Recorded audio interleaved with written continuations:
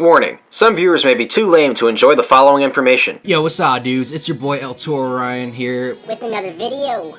That's like the most typical introduction to any YouTube video.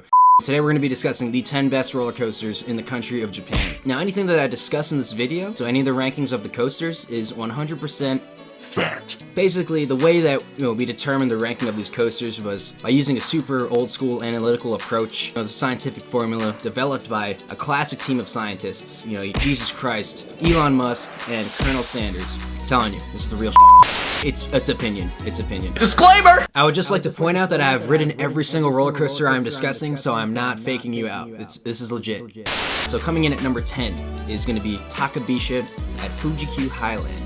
So Takabisha is a very large Gerstlauer Eurofighter. It opened in 2011 and it broke records, right? So everyone knows it's got the steepest drop on a roller coaster as of the making of this video. It's trending all over the internet just because of that record. Which I didn't try to clickbait, by the way. Totally did not. So either the ride it's pretty good.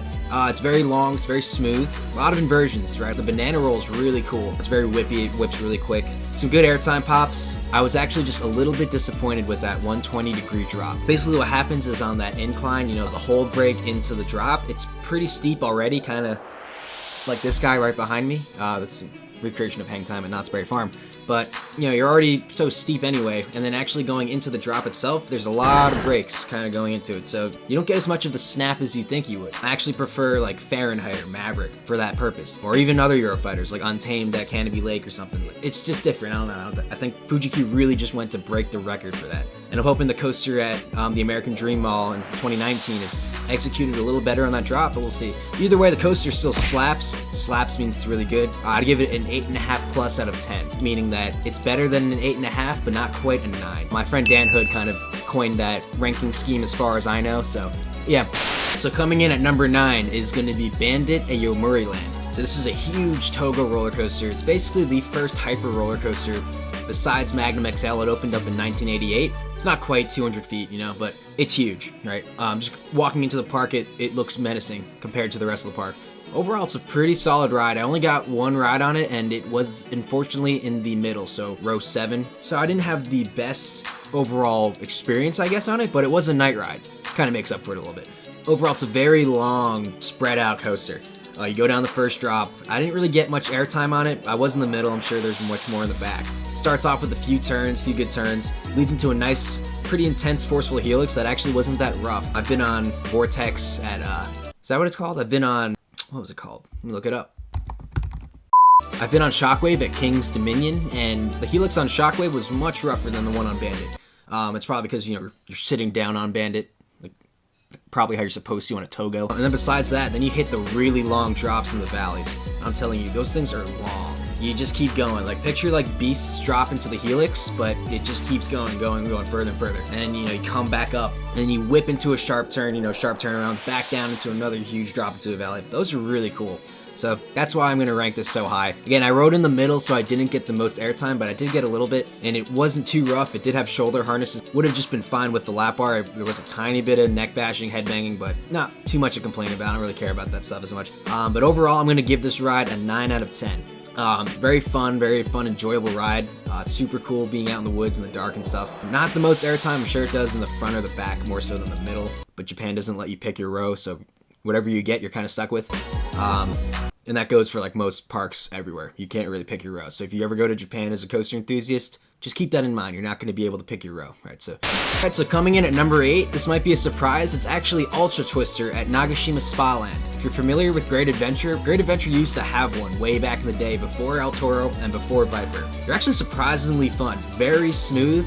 The 90-degree lift hill is nerve-wracking, right? So back out of the station, you go onto a track that actually tilts you 90 degrees like this. And meanwhile, you're surrounded by just metal. It's claustrophobic. You start going up this lift hill, sketchiest 90-degree lift hill I've ever been on, and I loved it. Then you go down the drop, hella airtime, guys, down that first drop. You go into another camelback, hella airtime again, guys. Really good ejector. And then you start hitting the rolls, right? So you hit a roll, it's really smooth, heartline roll, no head banging whatsoever. Then you go into the only rough part of this coaster, which is the mid-course brake run right before the track that tilts you backwards. You hit that awkward section in the middle. It's kind of funny, it's like Togo charm, I guess, can't complain too much. and then you start going backwards, right? So the track drops you, puts you in position to go backwards, lets you go, and then you hit a roll, and then you flatten out, hit another roll. Very smooth, then you slam into the brakes. And I don't know, there's something about stopping on your back, which is much more forgiving and comfortable than stopping forward, like on your stomach. You know, it feels cool. I've gotten rollbacks on King Ka and maybe Dragster. You'll see that in a future video, but it feels much better stopping backwards. Yeah, overall, it's a very great coaster. I'm gonna give this one a 9 out of 10 as well. Solid ride, it's very unique. You don't really find stuff like that.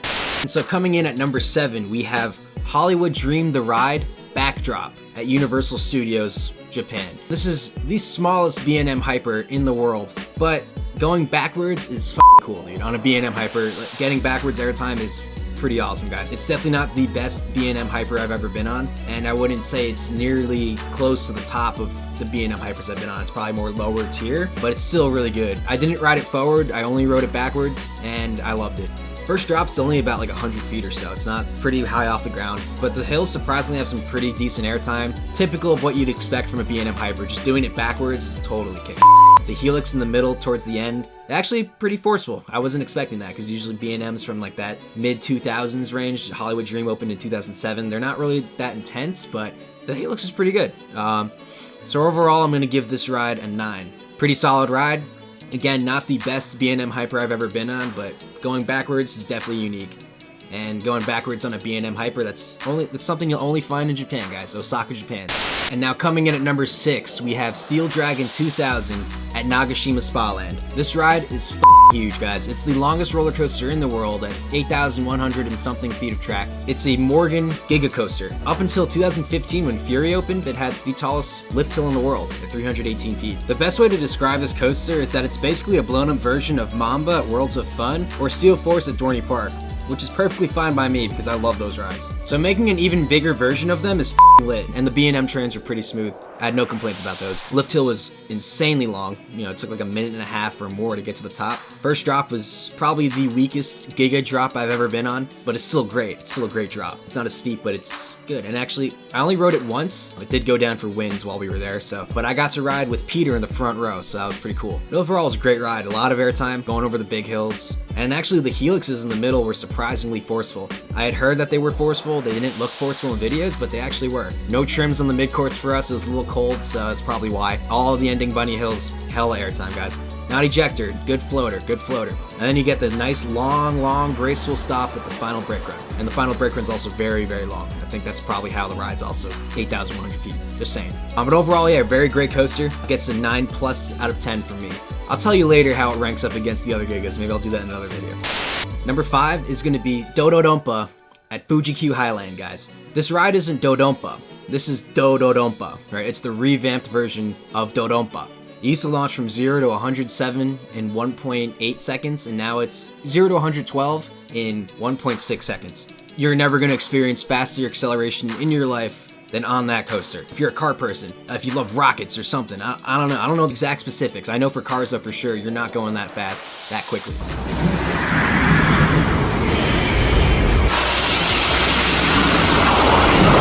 There's almost no way to describe that launch, guys. You're sitting there in the tunnel. It's not as clear as like King Ka or Dragster when you're gonna actually take off, but when you take off, you take off, guys. Like literally in like the blink of an eye, you're suddenly going 112 miles per hour and you can't even process it. It's insanely intense, but it's so quick that you almost don't even notice it.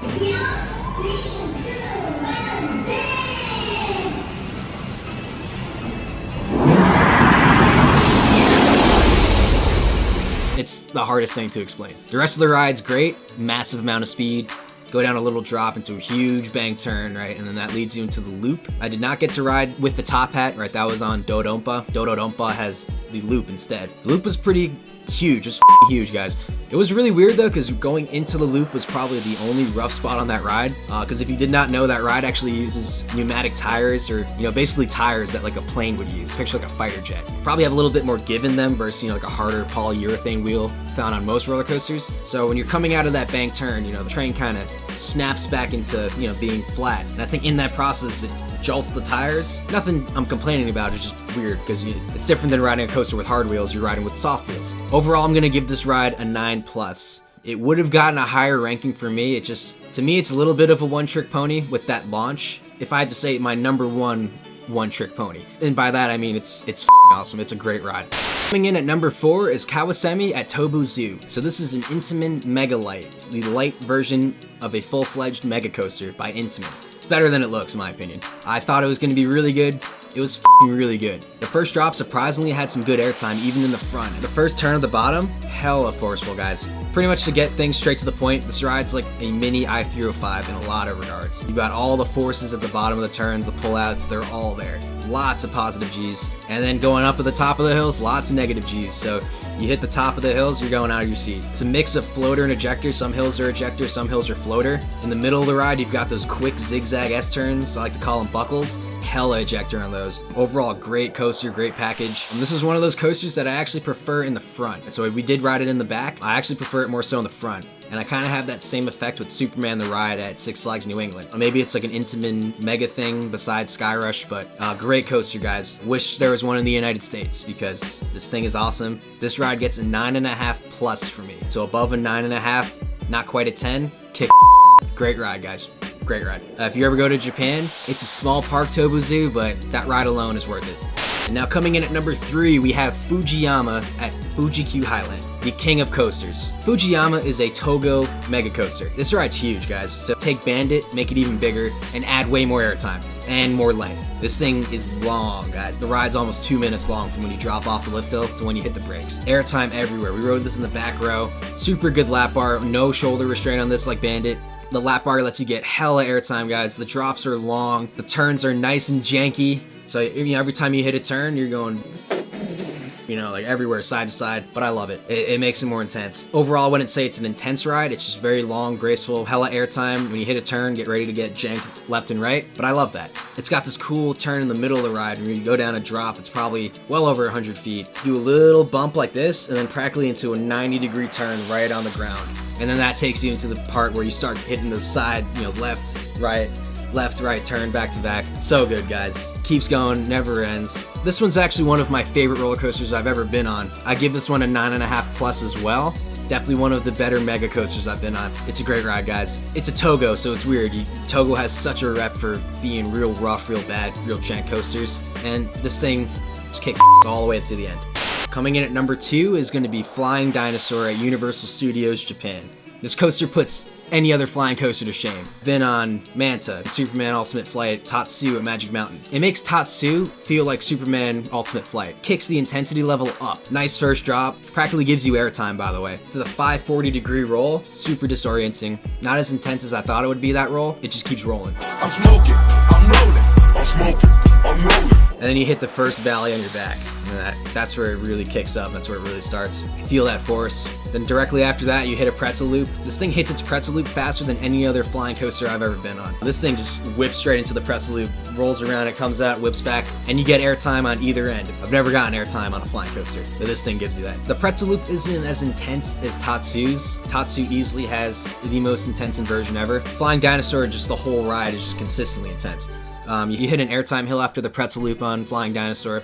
You hit a nice long corkscrew wing over type inversion, and then you hit a helix, and that helix is actually super forceful. You're actually pinned against your restraint. You're in the flying position, so it's totally different. Then you hit the end, another little airtime pop out of that helix into a fast inline roll. Guys, this ride kicks ass, guys. This coaster gets a 10 out of 10 for me. This is a perfect roller coaster. For everything that a flying coaster is, you can't beat this, guys.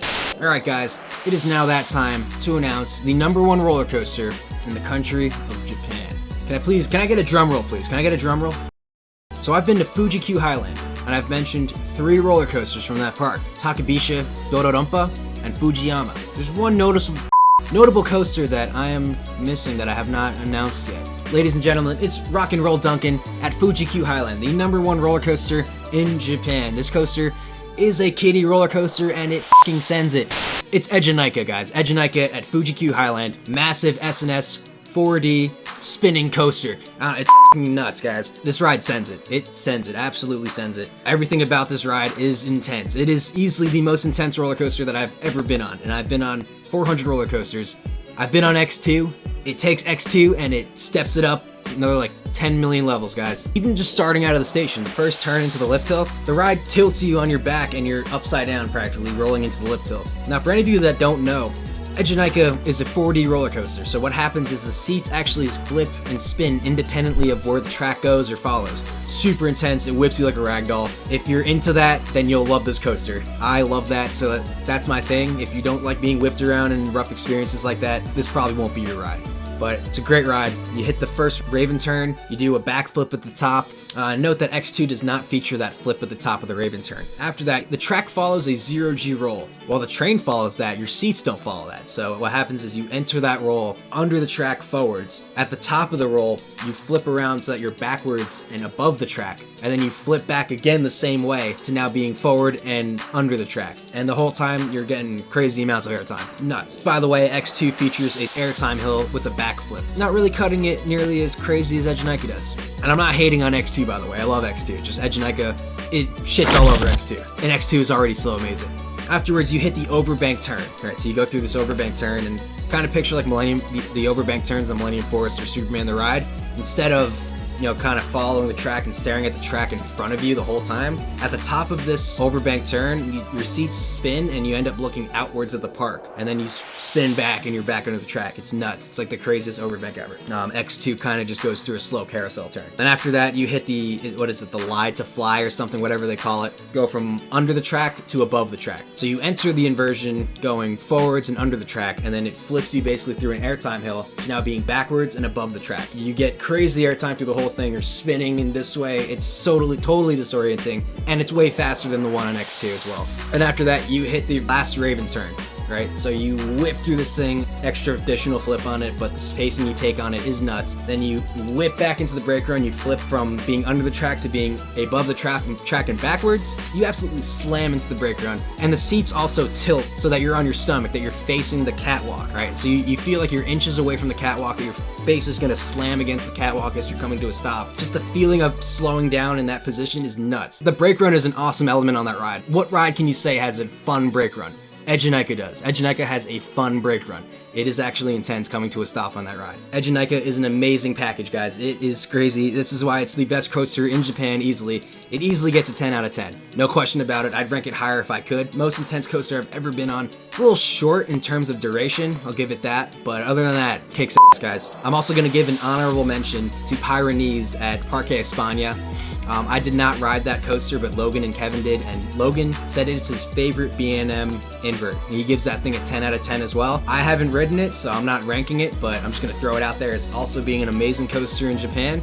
Japan is great for coasters. If you're ever in Japan, be sure to check out this coaster as well as any of the others I've mentioned in this video. The only thing that sucks as an enthusiast is that you're not allowed to pick your row. Pretty much any major coaster at any of the parks, you just get funneled to the front and then they fill in backwards behind that. If you go on an empty day, you're gonna be riding in the front on pretty much everything. If it's a crowded day, try your best to get the row you want. Just let people in front of you if you can. But besides that, Japan's awesome for coasters. And a lot of other stuff besides coasters, food, culture, music, trains, the people, everything. If you have not seen my Coaster Idiot videos from Japan, definitely check those out if you get the chance. Had a lot of fun in Japan with the guys. Thank you for watching. That's my favorite 10 roller coasters in Japan. Maybe I'll do a few more of these ranking videos in the future. Thank you for watching, guys. Peace out. Deuces.